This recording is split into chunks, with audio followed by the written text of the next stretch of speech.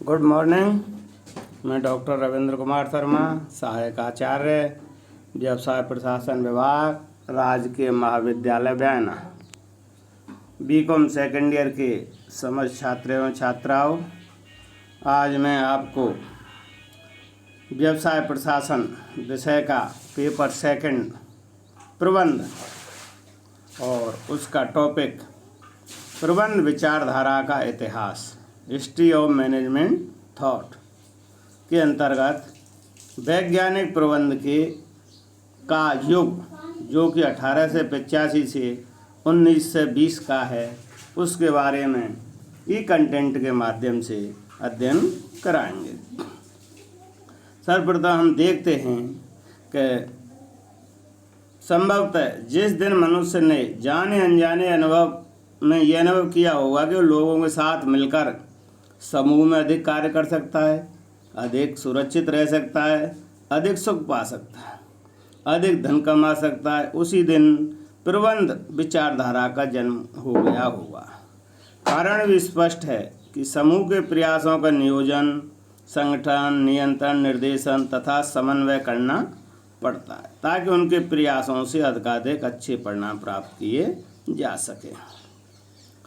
आपको ये बता दें, प्रबंध शास्त्र एवं उसके व्यवहार का जो स्वरूप आज हम देख रहे हैं वह निश्चित ही अनादिकाल में तो नहीं रहा है, किंतु यह भी विश्वास के साथ कहा जा सकता है कि प्रबंध के विचारों का आविर्भाव उस समय ही हो गया था जब मनुष्य ने जंगलों में भटकना छोड़कर परिवार के साथ रहना सीखा होगा। अतः यह कहने तथा स्वीकार करने में कोई संकोच नहीं है कि प्रबंध की विचारधारा उतनी ही पुरानी है जितनी मानव सभ्यता। आगे इसमें प्रबंध के क्रमागत विकास की कहानी का अध्ययन करने के लिए उसे कालक्रम के अनुसार कुछ चरणों में बांट लेना उपयुक्त होगा।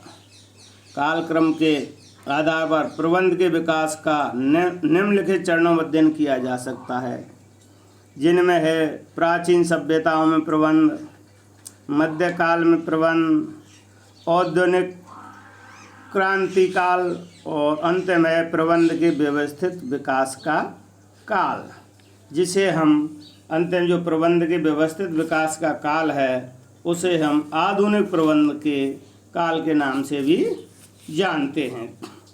इस युग में आज हम प्रबंध के व्यवस्थित विकास के युग में ही वैज्ञानिक प्रबंध के विकास का युग का अध्ययन करेंगे।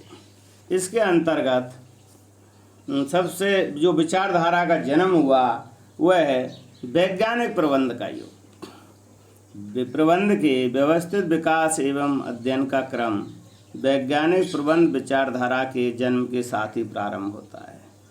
वैज्ञानिक प्रबंध आंदोलन या विचारधारा के विकास में अन्य विद्वानों ने अपना योगदान दिया, किंतु इस विचारधारा में सर्वाधिक महत्वपूर्ण योगदान F.W. टेलर का माना जाता है। इसलिए टेलर को ही वैज्ञानिक प्रबंध का जन्मदाता माना जाता है, अर्थात फादर ऑफ साइंटिफिक मैनेजमेंट। अब ये इस विचारधारा वैज्ञानिक प्रबंध की विचारधारा का क्या अर्थ है, किसे कहते हैं वैज्ञानिक प्रबंध की विचारधारा, ये सुनिए। वैज्ञानिक प्रबंध उस विचारधारा, दर्शन, सिद्धांतों अथवा तकनीकों का नाम है जो कार्य क्षमता को बढ़ाने के लिए कार्यों के व्यवस्थित अध्ययन एवं संगठन पर बल देती है। टेलर ने स्वयं लिखा था कि वैज्ञानिक प्रबंध सही रूप में यह जानने की कला है कि आप लोगों से क्या करवाना चाहते हैं तथा यह देखना कि वे उसे सर्वोत्तम ढंग एवं अधिकतम मितव्यता से पूरा करते हैं। यह वैज्ञानिक प्रबंध का अर्थ है। अब ऐसे तो दूसरा अर्थ भी हम दूसरे रूप में बोल सकते हैं कि वैज्ञानिक प्रबंध एक ऐसी प्रबंध की विचारधारा है जो अनुसंधान एवं विश्लेषण के आधार पर कार्यों के निष्पादन की नवीन एवं तर्कयुक्त विधि के खोजने पर बल देती है ताकि न्यूनतम साधनों तथा प्रयासों से अधिकतम उत्पादन के लक्ष्यों को प्राप्त किया जा सके।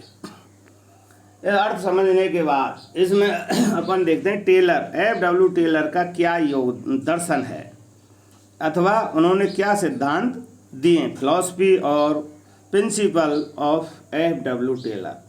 अब ये हमने निम्नलिखित बिंदुओं के द्वारा आपको इसमें समझा रहे हैं, जिसमें पहला बिंदु है, यह एक विज्ञान है, ना कि अनुमान या अनुभव अथवा वैज्ञानिक विधियों से प्रत्येक कार्य की एक श्रेष्ठ विधि का निर्धारण करना है। टेलर के वैज्ञानिक प्रबंध का प्रथम आधार या सिद्धांत यह है कि प्रत्येक कार्य को करने के लिए वैज्ञानिक विधि का विकास करना चाहिए। उनका कहना था कि अनुमानों, अनुभवों, अंतर्ज्ञान के आधार पर विकसित परंपरागत विधियों के स्थान पर वैज्ञानिक ढंग से विकसित कार्य विधियों का उपयोग करना चाहिए। दूसरा है इसका जो दर्शन अथवा सिद्धांत, प्रतिकूलता के स्थान पर अनुकूलता, हार्मोनी नॉट डिस्कॉर्ड। टेलर का कहना था कि वैज्ञानिक प्रबंध के लिए संस्था के प्रत्येक स्तर एवं प्रत्येक विभाग में अनुकूल परिस्थितियां या समरूपता स्थापित करनी चाहिए तथा प्रतिकूल परिस्थितियों या विषमताओं को दूर करना चाहिए। तीसरा इसका दर्शन और सिद्धांत है श्रम प्रबंध में सहयोग, अर्थात सहयोग ना कि व्यक्तिवाद। इनका इस पॉइंट का, इस बिंदु का के माध्यम से टेलर का कहना है कि प्रबंधकों एवं कर्मचारियों के बीच सहयोग वैज्ञानिक प्रबंध की आत्मा है। टेलर का मानना था कि श्रमिक एवं प्रबंधक उद्योग के परस्पर सहयोगी हैं, उन्हें पारस्परिक सहयोग से ही कार्य करना चाहिए। वे आपसी सहयोग से ही अपने अपने कार्यों को श्रेष्ठ विधि एवं न्यूनतम लागत से पूरा कर सकें। चौथा दर्शन है उनका कर्मचारियों का वैज्ञानिक चयन। टेलर का यह मानना था कि अधिकतम कुशलता के लिए यह आवश्यक है कि सही कार्य के लिए सही व्यक्ति होना ही चाहिए। अतः उन्होंने इस बात पर बल दिया कि प्रत्येक कार्य के लिए सही व्यक्ति का चयन करना चाहिए। अतः उन्होंने सही चयन प्रक्रिया अपनाने का सुझाव दिया। अगला दर्शन है समुचित प्रशिक्षण अर्थात कर्मचारी का चरम कुशलता तक विकास। उनका इस बिंदु के माध्यम से कहना है कि यह एक आधारभूत सिद्धांत है कि प्रत्येक कर्मचारी को उसकी चरम कुशलता के स्तर तक पहुंचने का अवसर दिया जाना चाहिए। इस हेतु उसका विकास किया जाना चाहिए। कर्मचारियों के विकास हेतु उनका सुझाव था कि प्रत्येक कार्य के लिए श्रेष्ठ व्यक्ति को उसके कार्य निष्पादन हेतु कुशलतम विधि से प्रशिक्षण देना चाहिए। इसके बाद इनका अगला दर्शन है विशेषज्ञ निरीक्षक अथवा पर्यवेक्षक। टेलर ने इस बात पर भी बल दिया कि प्रत्येक कर्मचारी का निरीक्षण, पर्यवेक्षण विशेषज्ञ निरीक्षक पर्यवेक्षक द्वारा ही किया जाना चाहिए। इसी सिद्धांत को अपनाने हेतु उन्होंने क्रियात्मक नायक या नेतृत्व की अवधारणा को विकसित किया था। अगला दर्शन है उनका कहना है प्रेरणात्मक मजदूरी विधियों होनी चाहिए। टेलर का मानना था कि प्रेरणात्मक मजदूरी प्रत्येक कार्य का अभिन्न अंग होनी चाहिए। ऐसा करके ही उच्च स्तर के उत्पाद के लाभों को कर्मचारियों के साथ साझा किया जा सकता है। अतः उन्होंने सुझाव दिया कि कर्मचारियों को प्रतिदिन का समुचित कार्य करने की प्रेरणा देने हेतु प्रतिदिन समुचित पारिश्रमिक दिया जाना चाहिए। इस हेतु मौद्रिक प्रेरणाओं का उपयोग किया जाना चाहिए। टेलर ने इसीलिए विभेदात्मक मजदूरी दरों को अपनाने का सुझाव दिया था। इन मजदूरी दरों को अपनाने से कर्मचारियों को निर्धारित समय पर अथवा उससे पूर्व कार्य करने पर सामान्य मजदूरी के साथ साथ बोनस भी प्राप्त हो सकेगा। अतः संस्था को भी अतिरिक्त उत्पादन का लाभ मिल सकेगा। अगला उनका दर्शन है या सिद्धांत है कार्य नियोजन एवं अनुसूचीयन। उनका कहना है कि संस्था में प्रत्येक कार्य नियोजित रूप से करना चाहिए। संस्था की दैनिक एवं वार्षिक सभी योजनाएं बनानी चाहिए। योजनाएं प्रत्येक कर्मचारी एवं संपूर्ण संस्था की बनानी चाहिए। इसके अतिरिक्त यथास्थान एवं यथा समय सभी संसाधन एवं कर्मचारी सही दशा में प्राप्त करने के लिए अनुसूचीयन अर्थात शेड्यूलिंग भी करना चाहिए। अगला उनका 9वां सिद्धांत है, दर्शन है, उपकरणों एवं विधियों का मानकीकरण। उन टेलर का विश्वास था कि प्रत्येक कार्य की विधियों, उपकरणों, सामग्रियों का मानकीकरण अर्थात प्रमाणीकरण करना चाहिए, अतः इनमें से प्रत्येक का मानक निर्धारित करना चाहिए। अगला दर्शन है उनका 10वां, अधिकाधिक उत्पादन, मैक्सिमाइजेशन ऑफ आउटपुट और प्रोडक्शन। टेलर का कहना था कि सीमित उत्पादन के स्थान पर अधिकतम उत्पादन करने का प्रयास करना चाहिए। प्रबंधकों को जानबूझकर उत्पादन को सीमित नहीं रखना चाहिए। उनका कहना था कि उत्पादन उस सीमा तक किया जाना चाहिए जिससे कि साधनों की क्षमता का पूर्ण उपयोग किया जा सके। इसके पीछे उनकी भावना ये भी थी कि इससे श्रमिकों को पर्याप्त कार्य, मालिकों को पर्याप्त लाभ के अवसर मिलेंगे तथा देश के साधनों का सदुपयोग हो सकेगा। इसी से कर्मचारियों, सेवा योजकों के साथ साथ संपूर्ण समाज का भला हो सकेगा। अगला इनका दर्शन है 11वां, दायित्वों का समान विभाजन, इक्वल डिवीजन ऑफ रेस्पॉन्सिबिलिटी। प्रबंधकों एवं कर्मचारियों के बीच दायित्वों का समान विभाजन होना चाहिए।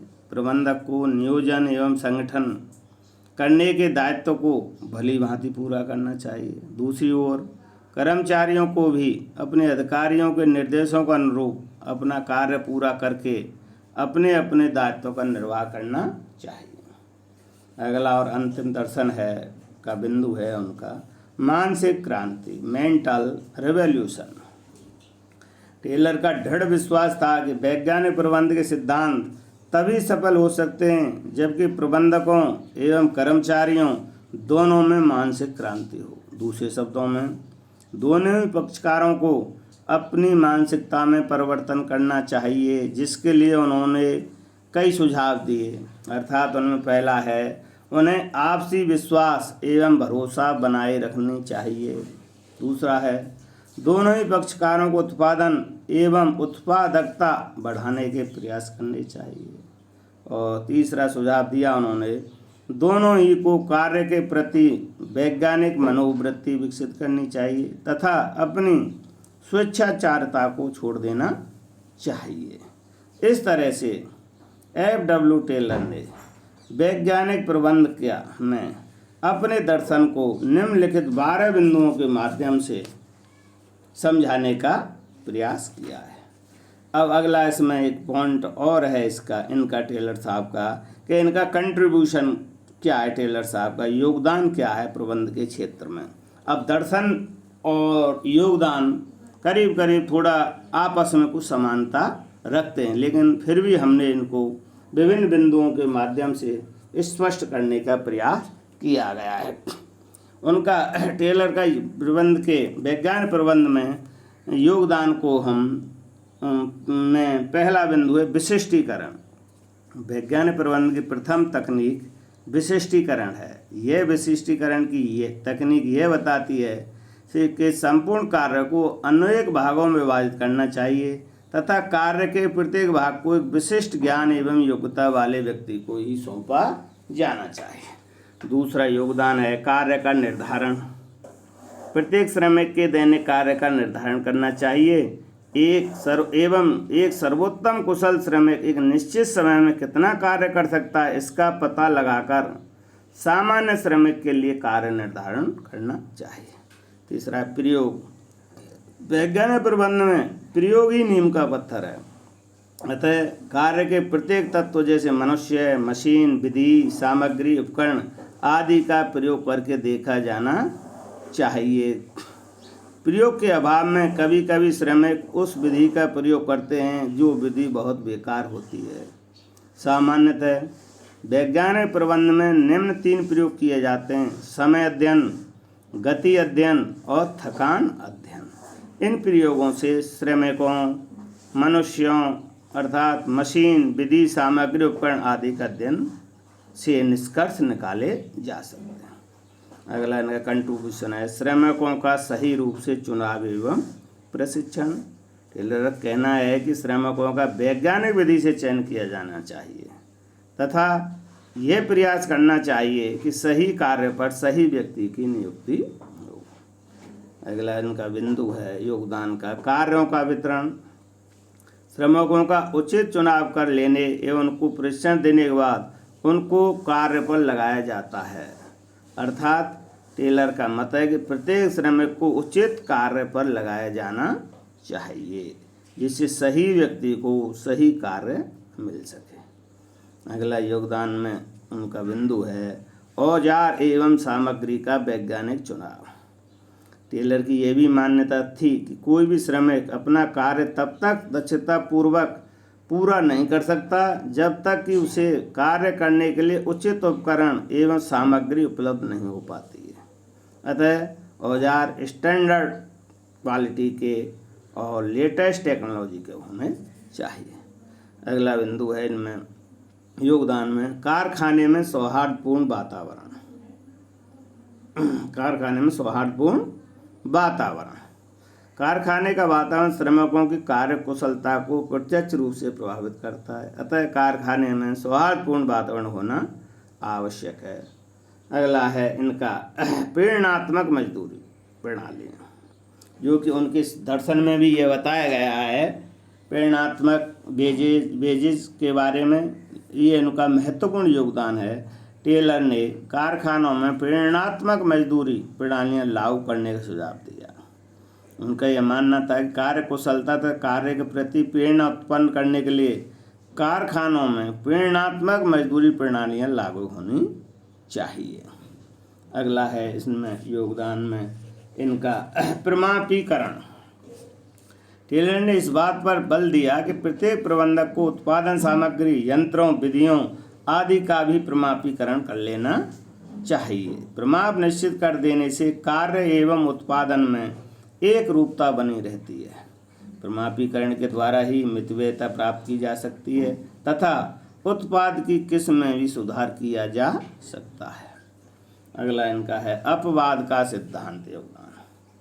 टेलर ने अपवाद का सिद्धांत प्रतिपादित किया और कहा कि सामान्य परिस्थितियों में संस्था के सभी कार्य अधीनस्थ कर्मचारियों द्वारा किए जाने चाहिए।